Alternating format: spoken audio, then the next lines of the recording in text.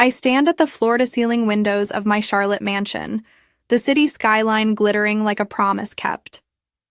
At 38, I've built something most only dream of.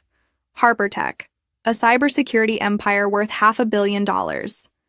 My reflection in the glass shows a woman who's fought for every inch, sharp jawline, hazel eyes that miss nothing, and a smile that hides the scars of a working-class kid who coded her way out of a trailer park. Downstairs, my husband, Nathan Brooks, is pouring bourbon for our guests. His laugh echoes, warm and easy, the kind that charmed me 10 years ago. Nathan's 40 now, still handsome in that all-American way. Blonde hair, broad shoulders, a financial advisor who makes clients feel like family. Tonight, we're hosting Harper Tech's board, celebrating a new contract with a Fortune 500 company. Life feels perfect, but perfection is a lie. I just don't know it yet. The party hums. Crystal clinks, heels click on marble, and someone's droning about blockchain. I glide through the crowd, shaking hands, my silk dress catching the light. Nathan catches my eye, winking. "There's my genius," he says, pulling me close. His cologne is familiar, grounding. I lean into him, ignoring the faint unease in my gut. Sarah Coleman, my best friend and Harper Tech's COO, sidles up. Her dark curls bounce as she whispers, "You okay, Em? You look distracted." Sarah's always been my rock, the one who sees through my armor. "Just tired," I lie, brushing it off. "Big week." She narrows her eyes but lets it go. "Watch. Nathan, okay? He's been asking weird questions about the company's valuation." I laugh, sharp and dismissive. "He's my husband, Sarah. He's just curious." She doesn't smile back. Later, after the guests leave, I find Nathan in his study, hunched over his laptop. The screen glows, casting shadows on his face. "Work?" I ask, leaning against the doorframe. He snaps the laptop shut. "Just client stuff. You know how it is." His smile is too quick, too tight. I nod, but something sticks, a splinter in my mind. I don't push. Not yet. The next week, Harper Tech's offices buzz with energy. Our headquarters, a sleek glass building in uptown Charlotte, feels like my second home. Coders hunch over monitors, coffee cups litter desks, and the hum of servers is my lullaby. I'm in my element, reviewing a new encryption algorithm, when Sarah storms into my office. We need to talk." Her voice is low, urgent. I push my laptop aside. "What's up?" She shuts the door. "Nathan called me yesterday, asked about our Q3 projections, said he's helping you plan for the future.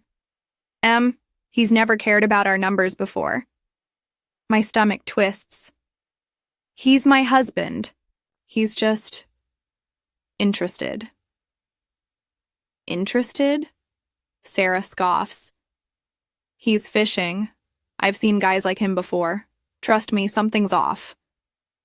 I want to argue, to defend Nathan, but her words latch onto that splinter from last week. I think of his late nights, the way he's been glued to his phone, the encrypted file I glimpsed on his laptop. I'd dismissed it as paranoia, but now...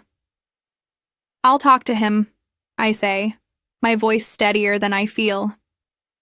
That night, Nathan's late again. I'm in our kitchen, sipping wine, when he walks in, loosening his tie. "Rough day?" I ask, keeping my tone light. "Clients," he sighs, kissing my forehead. "You know how they are." I nod, watching him pour a drink. His phone buzzes on the counter. He grabs it fast. Too fast. "Work?" I ask, echoing last week's question. "Yeah," he says, not meeting my eyes. "Gotta take this." He steps onto the patio, his voice low. I shouldn't eavesdrop. I'm Emily Harper, tech mogul, not some insecure wife. But my feet move before my brain catches up. I crack the door, just enough to hear. Mark, it's set, Nathan's saying. We file next month. She won't see it coming. Half of everything, man. We're talking $250 million minimum. My blood turns to ice. Mark, his lawyer friend, file, divorce, my fortune. I slip back inside, my heart hammering. The room spins. Nathan's planning to leave me and take half my empire. The empire I built from nothing, while he played golf and charmed clients. Rage bubbles, but I swallow it. I'm not the girl who cries. I'm the one who wins. I don't sleep. At 3 a.m., I'm in my home office. My laptop's glow the only light. Nathan's asleep upstairs, oblivious. I'm a cybersecurity expert. If he's hiding something, I'll find it. His phone's locked, but I'm not an amateur.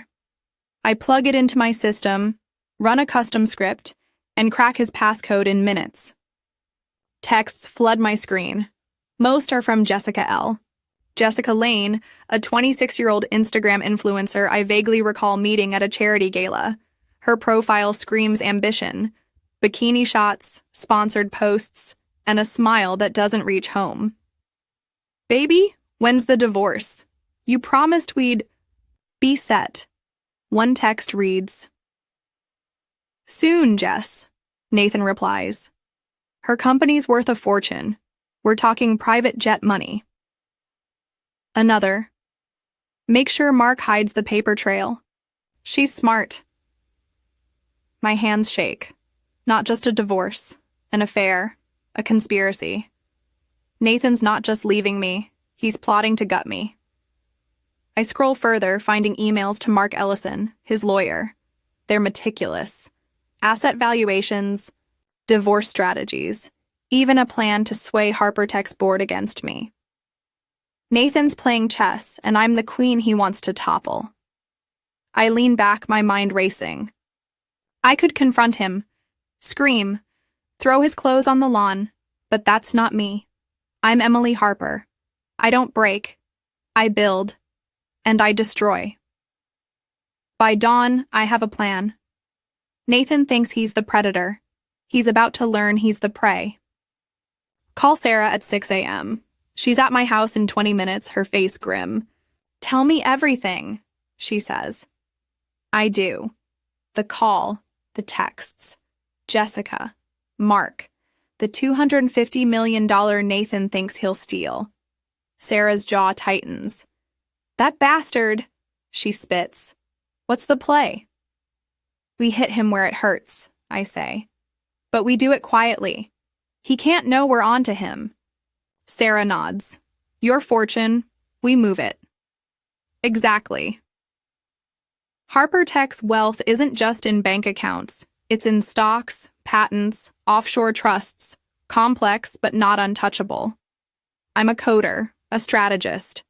I know how to hide data, and money's just data with dollar signs. Over the next 3 days, Sarah and I work in secret. We set up shell companies in the Caymans, reroute funds through encrypted channels, and liquidate assets Nathan's never even heard of. By Wednesday, $500 million is untouchable, buried in a digital labyrinth only I can navigate. But that's not enough. Nathan needs to believe he's winning. I hack Harper Tech's internal reports, planting fake numbers, declining revenue, legal troubles, a board in panic. I leak them to Nathan's email, knowing he'll bite. He does. His texts to Jessica glow with glee. Her company's tanking. We'll get out before it crashes. Idiot. He's playing checkers. I'm playing 3D chess. I hire a private investigator, a grizzled ex-cop named Ray Carter. Dig up everything, I tell him. Nathan, Jessica, Mark. I want their secrets. Ray's grin is wolfish. On it, Ms. Harper. A week later, Nathan's bolder. He's late every night claiming client dinners. I play the doting wife, cooking his favorite steak, asking about his day. Each smile is a knife I twist. He doesn't notice. He's too busy dreaming of my money. But cracks show. At a Harper Tech board meeting, one director, a suit named Greg Powell, questions my leadership. Emily, these Q3 numbers are troubling. Are you distracted? I glance at Nathan, sitting in as my supportive husband. His face is neutral, but his eyes gleam. Greg's his pawn. I smile, all charm. Greg, I appreciate the concern. Let's discuss privately. After, Sarah corners me. Nathan's behind this. Greg's his golf buddy. I know, I say. Let them think they're winning. Ray calls that night. Got something, he says. Jessica's not just arm candy. She's got debts. Big ones. Nathan's promising to pay them off with your money. And Mark? He's been skimming client accounts. Sloppy. I've got proof. Send it, I say, my pulse racing. The evidence arrives. Bank records, voicemails, even a video of Nathan and Jessica at a hotel. It's a gold mine. I save it all, my arsenal growing. Friday morning, I'm in my office when a courier arrives. Divorce papers. Nathan's signature is bold, smug. He's demanding half my assets, citing irreconcilable differences. He's even got a sob story for the press. Poor Nathan, married to a workaholic who neglected him. I laugh, cold and sharp. He thinks he's won. He thinks I'm broken. He's about to learn who I am. I call my lawyer, Claire Ramsey, a shark, in stilettos. Stall the hearing, I tell her. I need 2 weeks. You got it, Claire says. What's the plan? Total annihilation. Chapter 7. The Mask Falls. The divorce papers sit on my desk, Nathan's signature a taunt. I'm in my Harper Tech office, the Charlotte skyline mocking me with its calm. My fingers hover over my keyboard, itching to destroy something, his plans, his smugness, him. But I don't. I'm Emily Harper. I don't break, I build. Sarah bursts in, her face a storm. Em, you saw the papers? I nod, sliding them across. He's coming for half. 250 million. She scans the document, her lips a tight line. Bastard. And the board's whispering. Greg Powell's pushing a no-confidence vote. Nathan's fingerprints are all over it. I know. My voice is steel, but inside I'm crumbling. Nathan's not just leaving me. He's trying to gut my empire, my legacy. Harper Tech isn't just a company. It's my blood, my nights spent coding in a freezing trailer, my defiance against a world that said I'd never make it. And Nathan, the man I loved, wants to steal it. Sarah leans forward. What's the next move? We keep moving the money, I say, and we turn his allies against him. Her eyes gleam. Jessica? Exactly. Jessica Lane, Nathan's mistress, is the weak link. Ray's intel paints her as desperate. Credit card debt, a failing. Influencer career, and a hunger for the lifestyle Nathan's promising. She thinks he's her ticket to private jets and penthouses. She doesn't know he's using her, just like he's using me. I pull up Ray's latest report on my laptop. Bank statements show Jessica's drowning. $80,000 in debt, maxed out cards, and a landlord threatening eviction. There's a voicemail from Nathan to her, his voice syrupy. Hang tight, Jess. Once the divorce is done, we're set. Emily's money's ours. Ours, the word stabs. I clench my fists, nails biting my palms. Ray's digging deeper, I tell Sarah. If Jessica's desperate, we can flip her. Sarah nods. And the board? I'll handle Greg. Feed him more fake numbers. Let Nathan think I'm sinking. She grins, fierce. You're scary when you're pissed. Good. That night, I'm back in our mansion playing the perfect wife. Nathan's home, scrolling his phone, oblivious to the war I'm waging. I set a plate of grilled salmon before him, my smile a mask.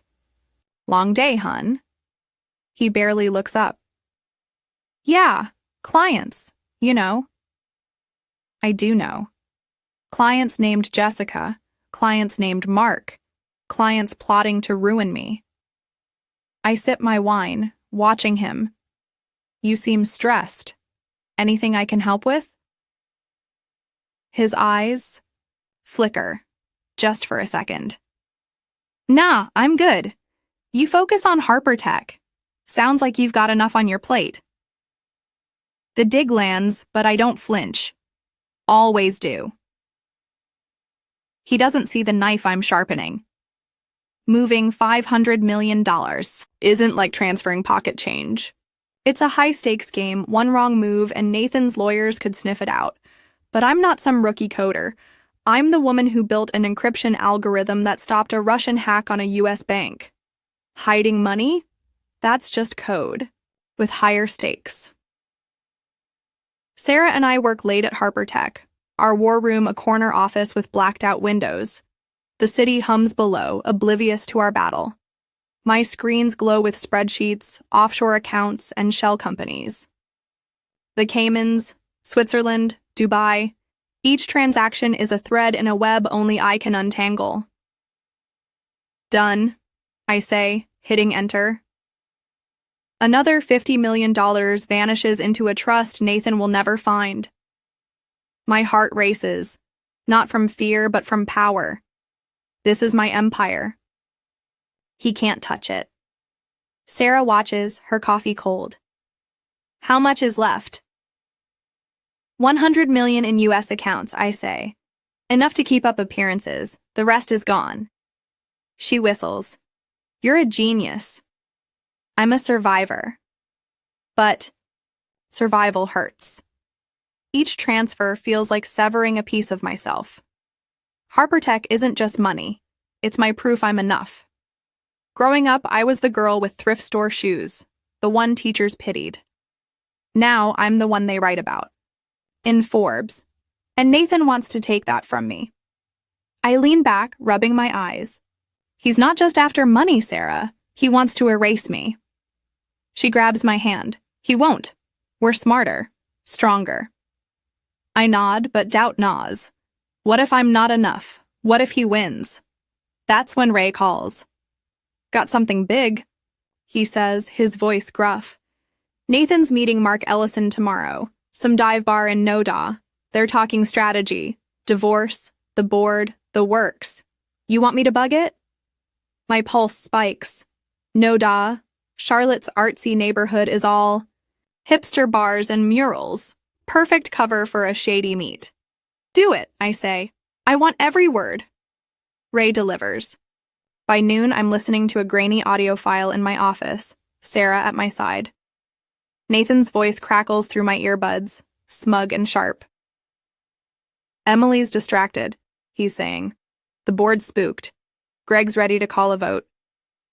Once she's out, Harper Tech's stock tanks, and we buy low. Mark laughs, low and greasy. And the divorce? Filed. My lawyer's pushing for half. She'll settle to avoid a fight. She's too proud to let it get messy. My stomach churns. Settle? He thinks I'll roll over? Sarah's face is thunder, but I hold up a hand, listening. There's a complication, Mark says. Jessica's getting antsy. Keeps asking about the money. Nathan snorts. She's a means to an end. Once I've got Emily's cash, I'll ditch her. She's too needy. I freeze. Jessica's a pawn, just like me. Nathan's playing everyone. Rage burns, but it's clarity too. If Jessica knew he was planning to screw her over, she'd turn. She's my way in. Sarah's eyes meet mine. You thinking what I'm thinking? Yeah, I say. We get to Jessica, now. Ray's next report gives us her address, a cramped apartment in South End, Charlotte's trendy hotspot. I could send Ray, but this needs a woman's touch. I need her to feel my pain, my betrayal. I need her to hate Nathan as much as I do. That evening, I drive to South End alone. The streets pulse with 20-somethings, craft beer in hand, laughter, spilling from patios. Jessica's building is a step above a dump, peeling paint, a flickering buzzer. I pull my baseball cap low, my heart pounding. This is it. The moment I turn the tide. I knock. The door cracks, and there she is. Jessica. Lane, all long legs and fake lashes, her influencer glow dimmed by exhaustion. "Who are you?" she asks, wary. "Emily Harper," I say. "Nathan's wife." Her eyes widen, but she doesn't slam the door. Progress. "What do you want?" "To talk," I say, "about how Nathan's screwing us both." She hesitates, then steps aside. 5 minutes. Jessica's apartment smells like cheap candles and desperation. Ring lights and tripods clutter the corner, her influencer life a facade. She crosses her arms, defensive. "Nathan said you're cold, a workaholic. Said he's done." I laugh, bitter. He's done, all right, with both of us. I lay it out, the divorce papers, the texts, the audio of Nathan planning to ditch her. Her face shifts, shock, then fury. "He said he loved me," she whispers. "Said we'd have a life." "He lied," I say. "He's after my money, and when he's done, you're out too." She sinks onto a couch, head in her hands. I am such an idiot, I believed him. I sit across from her, my voice soft but firm. "You're not the idiot. He is, but we can stop him." Her eyes snap up. "How?" "Work with me," I say. "Give me everything. Texts, voicemails, anything he said about the divorce. Testify against him in court. In return, I'll pay off your debts. $80,000 gone." Her jaw drops. "Why would you help me?" "Because I know what it's like to be used," I say, "and because I want him to burn." Jessica hesitates, then nods. Deal. By midnight, I've got her phone cloned, her texts downloaded, and a signed affidavit. She's shaky but resolute. "He's gonna pay," she says, her voice hard. "Damn right," I reply. Nathan's next move hits Monday morning. I'm in Harper Tech's boardroom facing a dozen suits, Greg Powell at the head. His smirk is pure Nathan. "Emily," he says, "we're concerned." Q3 projections are dire. The board's discussing a leadership change. The room tenses. I feel Nathan's shadow orchestrating this. He's not here, too smart to show his hand, but Greg's his mouthpiece. I glance at Sarah, who's gripping her pen like a weapon. She knows the numbers are fake, but the board doesn't. I stand, my voice calm. "Greg, I appreciate the concern, but Harper Tech's strong. These projections, anomalies. I'm handling it." He leans forward, smug. "Are you? Rumors say you're unstable. Personal issues." The jab lands. Personal issues, my marriage, my betrayal, Nathan spreading lies, painting me as a basket case. The board shifts, uneasy. I'm losing them.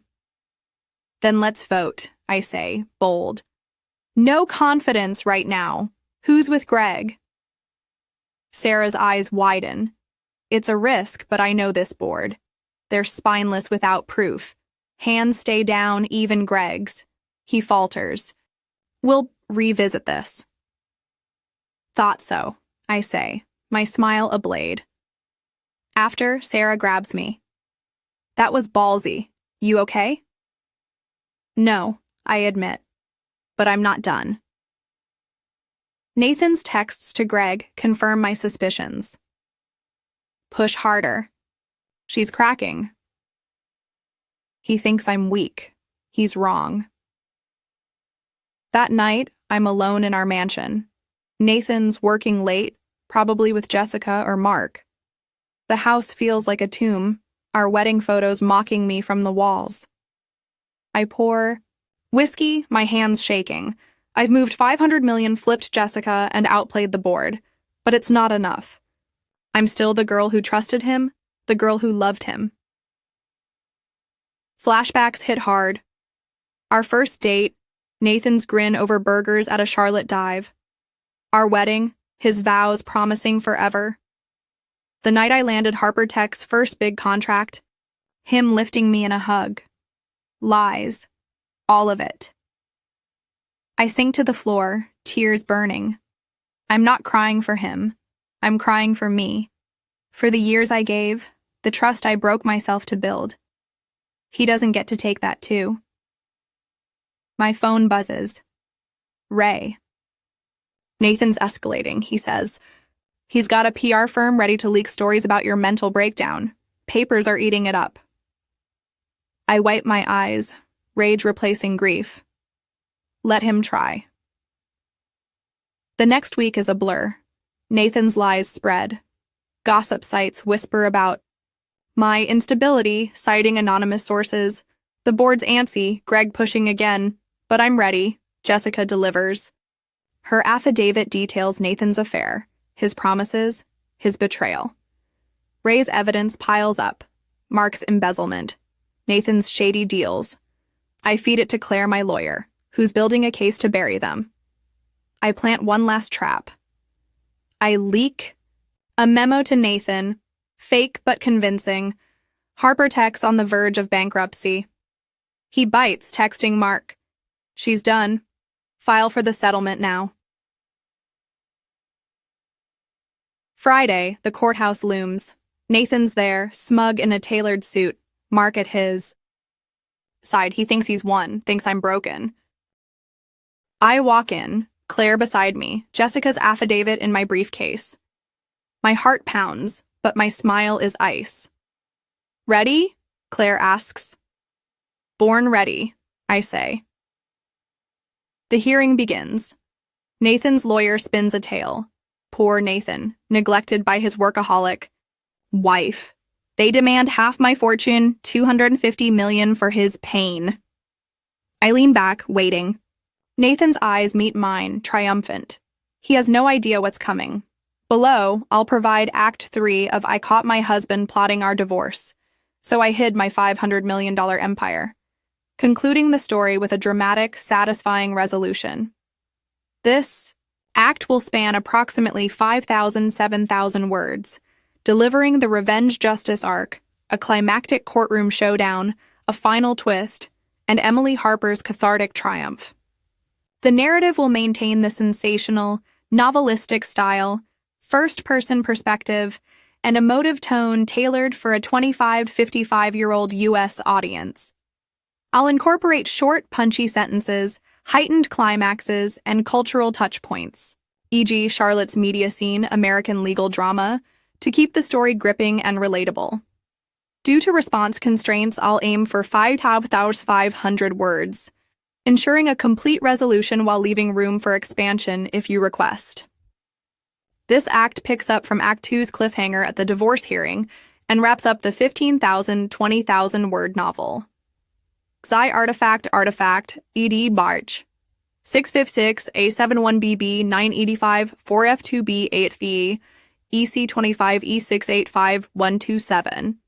Artifact version ID ER 54is9385A07Z, 4693, 856E, 0EA7561B9142. Title: I caught my husband plotting our divorce, so I hid my $500 million empire. Content: type, text, plain.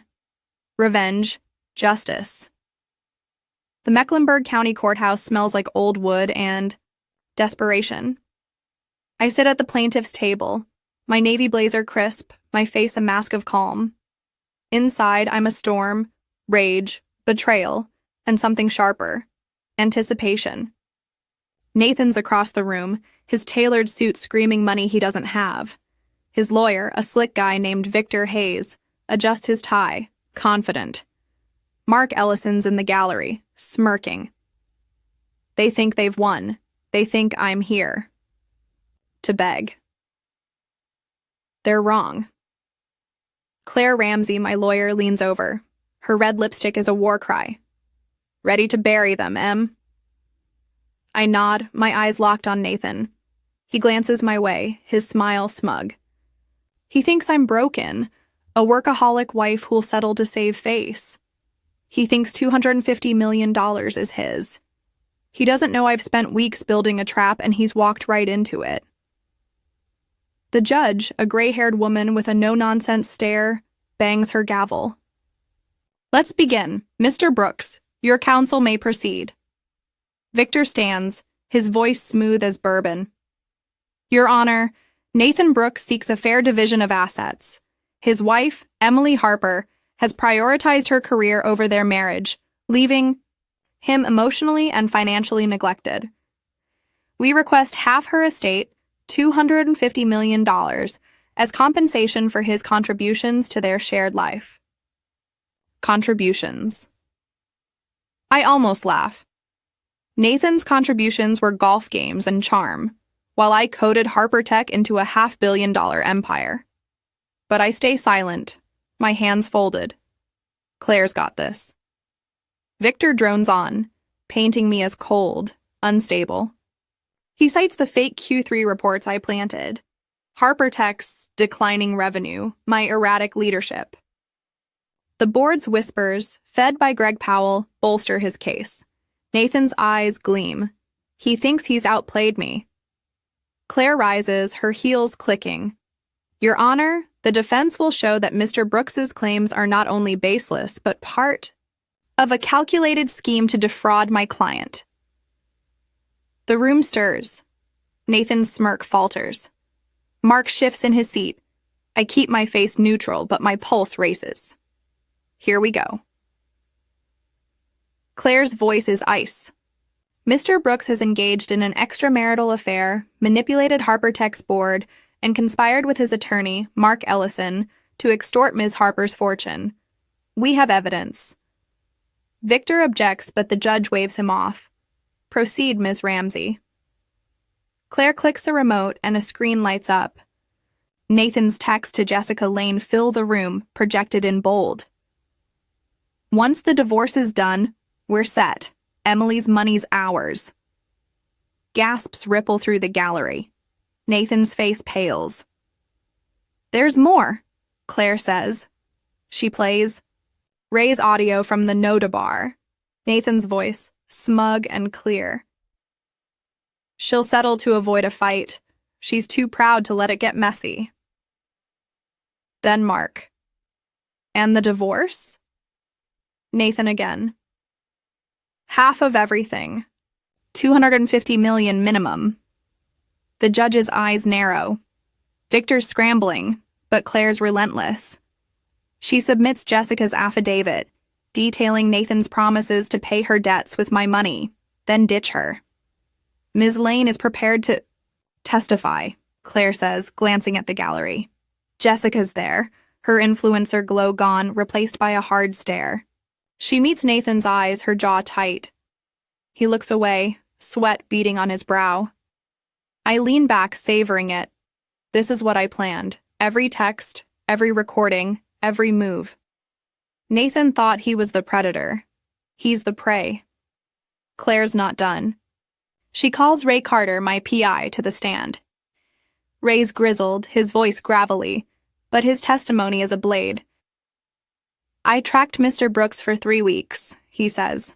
Found evidence of his affair with Ms. Lane, meetings with Mr. Ellison to plan the divorce, and attempts to manipulate Harper Tech's board.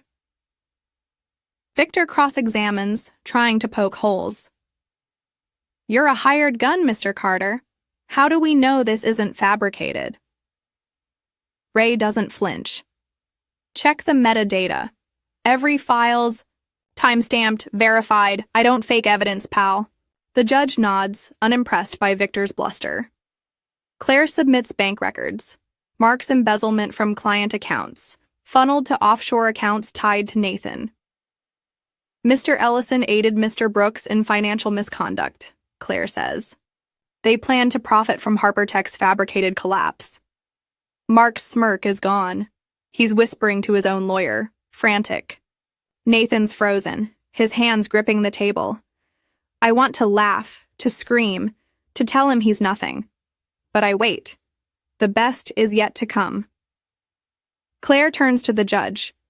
Your Honor, Ms. Harper's assets, valued at $500 million, are no longer accessible to Mr. Brooks. She legally transferred them to offshore trusts and shell companies, fully compliant with U.S. law. Mr. Brooks's claim to half is moot. There's nothing to divide. Victor leaps up. Objection! This is asset concealment. Claire's smile is lethal. Not concealment, strategy. Ms. Harper, as a cybersecurity expert, protected her empire from a predatory spouse. We have documentation proving every transfer was legal, executed before Mr. Brooks filed. The judge reviews the papers, her expression unreadable. Nathan's staring at me now, his eyes wide with panic. He knows. He knows I've outplayed him. Your Honor, Claire finishes, we request the dismissal of Mr. Brooks's claims and sanctions against him and Mr. Ellison for attempted fraud. The gallery buzzes. Reporters scribble, their phones already pinging with headlines. I catch Sarah's eye in the back. She's grinning, fierce. This is our moment. The judge calls a recess, and the courtroom erupts. Nathan's lawyer drags him aside, hissing. Mark's on his phone, probably begging for a deal. I step into the hall, Claire at my side. You nailed it, I say. We're not done, she replies. Jessica's up next. Jessica's testimony is the wild card. I flipped her with a deal, $80,000 to clear her debts.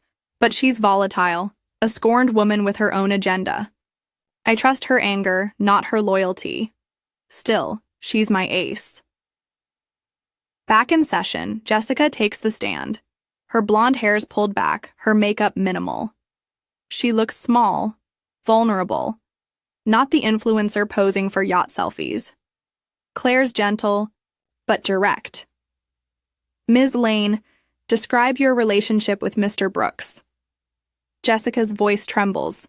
He said he loved me, said he'd divorce Emily, pay my debts, give me a life. But it was a lie. He used me to get to her money. Nathan's shaking his head, whispering to Victor. Jessica's eyes flash. He told me he'd ditch me once he got the settlement, said I was needy. I have proof. Claire submits a voicemail, Nathan's voice dripping disdain. Jess? Chill. You'll get your cut, but don't push me. I'm handling Emily first. The room gasps. Nathan's lawyer objects, but the judge shuts him down. Jessica's not done. She leans forward, her voice steel. There's something else. Nathan tried to scam me too. He had me sign a contract, some investment deal. Said it'd make us rich, but it was fake. He was funneling money to himself. My heart stops. This wasn't in her affidavit. I glance at Claire, who's as surprised as me. Jessica's going off script, and it's glorious. Explain, Claire says, recovering. Jessica pulls a document from her purse. This. He said it was for a startup, but I checked. It's a shell company. His name's all over it. Claire submits the contract, and the judge's eyes narrow. Nathan's face is ash. Mark's bolting for the door, but a bailiff stops him. The gallery's a circus, reporters shouting questions. I sit still, my mind racing. Jessica's just handed me Nathan's head on a platter. The judge bangs her gavel. Order! Ms. Lane, you're alleging Mr. Brooks attempted to defraud you as well? Yes, Jessica says, her voice firm. He's a liar. To me, to Emily, to everyone. I meet her eyes, and for a second, we're not enemies. We're women who trusted the wrong man. I nod, subtle. She nods back. The hearing's a bloodbath. Claire piles on, more texts, more recordings, bank transfers tying Nathan to Mark's embezzlement. The judge's expression sours with every exhibit. Victor's objections grow weaker, his voice strained. Nathan's a statue, his dream of $250 million crumbling. The final blow comes when Claire calls Greg Powell, the board member Nathan manipulated. Under oath, Greg crumbles, admitting Nathan fed him fake reports to oust me. He said it'd boost the stock, Greg mumbles. Said I'd get a cut. The judges had enough. Mr. Brooks, she says, her voice cutting, your actions suggest fraud, manipulation, and bad faith. This court dismisses your claim to Ms. Harper's assets. Furthermore, I'm referring you and Mr. Ellison to the district attorney for investigation. Nathan's head drops. Mark's escorted out, cuffs clicking. The gallery roars, cameras flashing. I stay composed, but inside I'm soaring. Justice, revenge, mine. Claire leans over. We did it, Em. Not yet, I say. One last move. That night, I leak the story to the Charlotte Observer. By morning, it's everywhere. Tech mogul's husband caught in divorce scam. X posts explode, hashtags like our Nathan Brooks fraud trending. Nathan's financial advisory firm tanks. Clients flee, his reputation ash. Jessica's interview on a local news podcast seals it, her tearful account of his lies going viral. Nathan's done. No money, no career, nothing. A week later, I'm in my Harper Tech office, the skyline glittering. The board's back in line, Greg's resigned, and our stock's soaring. Sarah's at my side, pouring champagne. To you, she says, raising her glass. The queen who slayed the dragon. I laugh, clinking her glass. To us. The victory's sweet, but it's not perfect. I'm still the woman who loved Nathan, who believed in forever. That scar won't fade. But I'm also the woman who fought back, who protected her empire. That's enough. My phone buzzes, a text from Jessica. Thanks for the clean slate. I'm done with guys like him. I smile. She's starting over, just like me. I walk. To my window, Charlotte sprawling below. Harper Tech's mine, untouched, stronger than ever. I think of the girl I was. Thrift store shoes, big dreams, no one betting on her. She'd be proud. I raise my glass to the city, to myself. To empires, I whisper, and the women who build them.